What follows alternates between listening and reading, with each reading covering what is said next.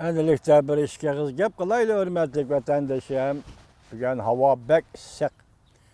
Bir işe kız gep kılayla biz yukarıda Tayvan doğrusunda toxtaldık.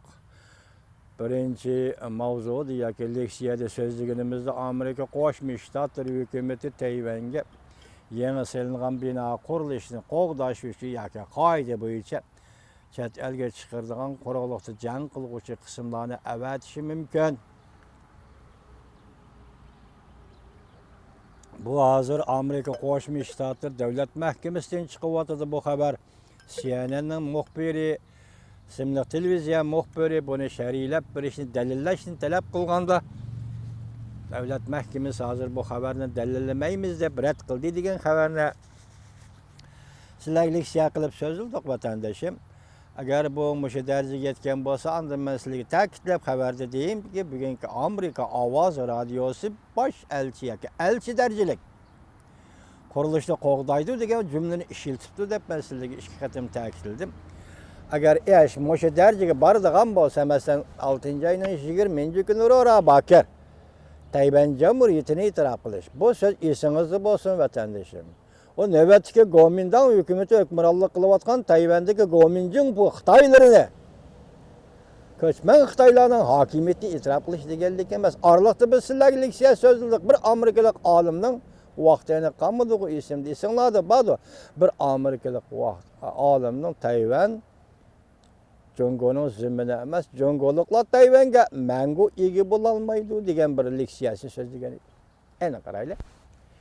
Bu yıl 2018 yılı 3. ayının 16. günü Amerika Qo'shma Shtatlarning prezidenti Tayvan sayli sayohat qonuniga imzo qo'ydi.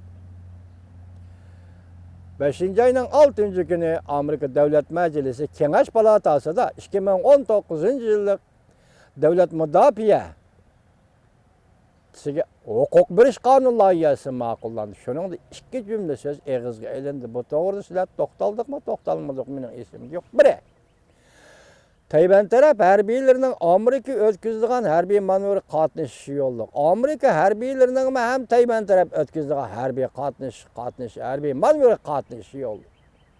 Bu 5. ayının 6. ayının 20. günü Amerika Qo'shma Shtatlarning nüfuzli davlat rahbarlarining biri bu hesaplangan Davlat Majlisi Avam palatasining a'zosi Ro'ra Bakir Tayvan Cumhuriyetini itiraf qilish. Bir jungu siyosatidan voz kechdi. Dal shu 6. ayning 20. kuni Ro'ra Bakir bu sifatda fikr bayon qilayotganda Tayvanda Li Donghui, Tsai Ing-wen qatorliqlar qatnashgan bir yig'in bo'lib o'tdi 6. ayning 21. kuni. Bu yig'inda nima deyildi? Li Donghui dediki, Tayvan azaldan mustaqillik jakolashdan zaruriyati yo'q dedi. Balki bu pishqan siyosiyon ehtiyot qilgandi. Özünü ayap qalğandı. Yani menen deməkçi boğunum, sen 6. ayının 20. günü Amerika Qo'shma Shtatlarning erkek oğlu Ro'ra Bakir bir jungu siyosatidan voz kechish kerak. Tayvan Cumhuriyetini itiraf qilish kerak deyotgan mushundaq bir shamol. Mushundaq yetib kelayotgan g'arb shamoli askanda Tayvanga madad va kuch beradigan mushundaq bir payti Li Donghui so'zi nima demakchi apandim?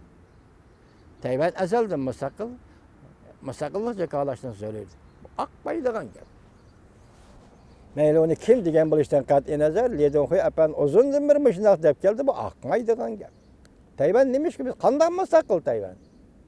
Hozir Tayvanni kim mustaqil deydi? 20 davlatlar pul oladigan, itiraf qilgan davlatlarni hisoblagan kim itiraf qildi bu davlatda kim?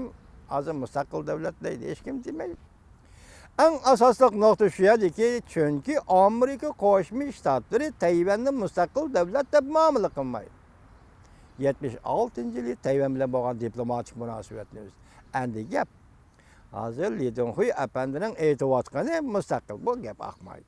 Rasmiyat o'zingiz yaqinda bir yig'in ochdingiz. Kelar yili 4. ayning 6. kuni Tayvanda mustaqillik uchun referendum o'tkazamiz. Shuning uchun shu yig'inni shunday ochganligimiz, shunday deganligingiz uchun bugun siz so'zlayotgan Tayvan azaldan mustaqillik jakolashdan zaruriyati yo'q deganni siz faqat siyosati uchun shundaqla so'zlab qo'ygan so'z ekanligini biz bu yerda qayd qilamiz. Li Donghui apandi bu gap emas.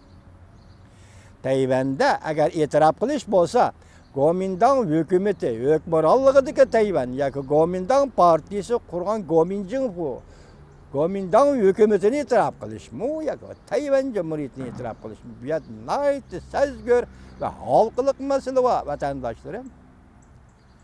Demek Tayvan Kuomintang hukumati e'tirof qilgan ish bo'lsa, bu ikki Xitoyni e'tirof qildi, ikki Xitoy davlat qurib berdi degan gap dunyoda bunday qoida yo'q. Nerede bunday qoida borki? İki Xitoy ikki davlat qurib turgan. Tugadi-ku, masalan, Germaniya shunday qurib berganda tugadi. Vyetnam shunday qurilgan edi, tugadi. Ikki Vyetnam bo'lib ketgan, bugun bir Vyetnamga aylandi. Germaniyami tugadi, ikki Germaniya birlashdi. Hozir bu Tayvan masalasi bilan Jungo o'tirisidagi masala, Tayvan Jungoning zamini, Tayvan Jungoni ozod qilib bu masala emas. Hozir biz sizlarga so'zlab kelyapmiz, Tayvan Jungoning zamini emas. Yani başta dedik-ku, Tayvan hech qachon mangulik Jungoning zamini bo'lmaydi dedi bir Amerikalik olim dedik-ku. Biz shu olimning so'zi bilan gap qilaylik. Tayvan Jungoning zamini emas. Ben o'tgan aralıq so'zlagan leksiyalarim bir qatim so'zladim-ku. Tayvanga Jiangxi Kuomintang hukumatining qochib kelishi uchun havola qilib berilgan rayon. Kuomintang hukumati o'tkazib berilgan, topshirib berilgan territoriya emas.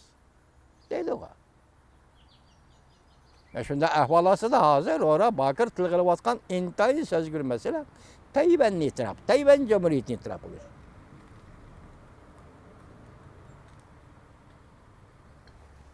Tayvanni e'tirof qilish, Tayvan Cumhuriyetini e'tirof qilish. Yani Kuomintang hukumatini e'tirof qilish emas. Mana bu siz biz qo'llaydigan siyosat. Endi bu yerda nima ish biz Tayvan masalasini, chunki Tayvan masalasi doimiy masala. Nima ish Tayvan masalasini ko'tarib yurimiz, nima ish bundan bunday qiziqib ketimiz, masalani ayta oddiy. Bu oddiy javob, men o'zim javob bermay, vatandoshim hozir Tayvanda prezident Tsai Ing-wen xonimni kunda tillaydigan bir odam bor. Onun ismi baş harfi, o isminin baş harfi Ç. Ahirine ben unutib qoldim kechiringlar, keyin to'g'ri kaselib chiqamiz. Ç. İsmi Ç deb atildigan odam bu nima deydi? Agar Tayvan kunlarning birida qaysi yo'ldan bo'lsin Tayvanni Amerika Qo'shma Shtatlari hukumati e'tirof qiladigan bo'lsa, demak bu Tayvan orqali Jungoni parchalashning birinchi qadamini bosgan bo'ladi. Bak Ç efendinin gapi juma, mening gapim emas, bu vatandoshim. Ç efendinin gapi o Xayşalyangan, Xitoyning bir programmasi var, televiziya programmasi Xayşalyangan deydigan, shuni da so'zlaydigan. Hadisi Demokratiya Taraqqiyot partiyasi bilan Tsai Ing-wen tillaydigan bir zakonchi bor. Menga o'xshash bir zakonchi. Shu dediki, Tayvanni Amerika Qo'shma Shtatlari e'tirof qiladigan bo'lsalar, bu Jungoni parchalashdan birinchi. Şunu biz bu nazik meseleyi nazik muamele kılımız, nazik tadqiq qilamiz. Endi qaytib kelaylik, Tayvan meselesi şu turib tursin. Prezident Trump bilan Rossiya prezidenti Vladimir Putin 7 ayının 15-16 kunlari uchrashdi. Helsinki'de görüşdü. Dal shundaq vaqtda prezident Trumpning yuqorqidek deganlik, ya'ni Krimiya Rossiyaning zamini edi. Rossiya besib oldi, to'g'ri qildi degani bu qaltis gap, hurmatli vatandosh. Men sizlarning saminglarga selib qo'yayki, bu yerda nihoyatda nozik masalalar o'tirib chiqdi, yoki chiqmaydi. 2013-yil 7-ayning 13-kuni Amerika Qo'shma Shtatlarining davlat mudofaa ministri shu vaqtda Hagel kim edi? Andan keyin Amerika Qo'shma Shtatlarining davlat mudofaa Amerika Qo'shma Shtatlarining davlat ishlar kotibi John Kerry edi yoki Hillary xonim edi? Davlat mudofaa ministri va davlat ishlar kotibi bilan birlikda Rossiyaning tashqi ishlar ministri Raulov ve Rusya Devlet Müdafaa Ministeri birlikte 4 nefer rehber, çoğun devletinin 4 nefer büyük rehberi Washington'da yığınlaştı. 2013 yıl 7. ayının 13. günü. 2014 yılı 3. ayının 18. günü Rusya Federasyası'nın prezidenti Vladimir Putin Krimiya meselesi götürüp çıktı. Krimiya xalqini mustaqillik jakarlashga quturatdi emas, rag'batlantirdi. rağbetlendirdi. Ahir Krimiya mustaqillik jakarladı. Mustaqillik jakarlap Rossiyaga qo'shilib ketishga iltimos qildi. Bu o'yinni selishtiradigan bo'lsam diqqat qiling hurmatli vatandoshim, 1944-yil 11-oyning 12-kuni Uyg'uristonning G'ulji shahrida 3-Jamhuriyat Uyg'urning mustaqil jamhuriyati qurildi. Arqadan qo'shilib ketimiz deydigan jasuslar o'ttiriga chiqdi. Bularning hammasi shu vaqtda Stalinning qo'lidagi KGB'ning jasuslari edi. Masalan, buningda koni markalik KGB'ning jasusi Ziyo Samidi yaqinda taqa torbetiga nima deb so'zildi? Biz shu vaqtda o'zimiz qo'shilib ketaman degan edik. Shunga Xitoy jamhuriyatiga qo'shilib ketgan edik. Vatandoshim, Jing Shiho atrofidagi janglarda, cho'l-cho'lda, yo'l-yo'lda qolgan jasadlar, Uyg'ur yigitlarining, Uyg'ur o'g'il qizlarining jasadlari, yo'l-yo'lda qolgan jasadlar.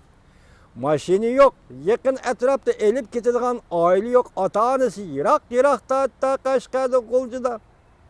Hatto shu Xinjiang Uyg'uristonning boshqa joylaridan kelib askar bo'lgan askar, yetimchi bolalar. Jasadlar say-sayda qoldi. Uyg'urlar Xitoyga qo'shilib ketish uchun shunda qurbonlik badal to'laganmidi vatandoshim? Biz Xitoyga qo'shilib ketimiz, inqilob qilamiz, Xitoyga qo'shilib qaysi Xitoy bu? Gomindan Xitoydan ayrilib, Gongchandan Xitoyga qo'shilib ketgan qoida bormi, hurmatli vatandoshim? Gapning negizi nada? Bir inqilob bo'ladi ekan, inqilobning rahbarlik qo'shini kim? İnqilobga kim rahbarlik qiladi? Go'mashdimi yoki shu inqilobni ko'targan millatning o'zining erkak o'g'illari? Bu yomon eg'ir masala vatandosh. Demak, shu vaqtida shunday KGB'chilarni tarbiyalab chiqib, Jungo Kompartiyasi rahbarligidagi davlatga qo'shilamiz deganni degizgan kishi dal Rossiyaning KGB'si. Stalin bu qatim Krimiyada shunday qildi degan. Qo'shilib ketdi degan. Endi bizga qaytib kelaylik. Hozir prezident Trump tuyuqsizlar. Krimiya Rossiyaning zaminidir. Buni mening maydonimda tushundirsammi, o'zimni maydonimda tushundirsam, agar Krimiyaning tavalliki Ukraina Rossiya o'tilishi tavallik masalasi bir mojaro, bir jidal bo'ladigan bo'lsa, men aytamanki vatandoshim, Krimiya Rossiyaga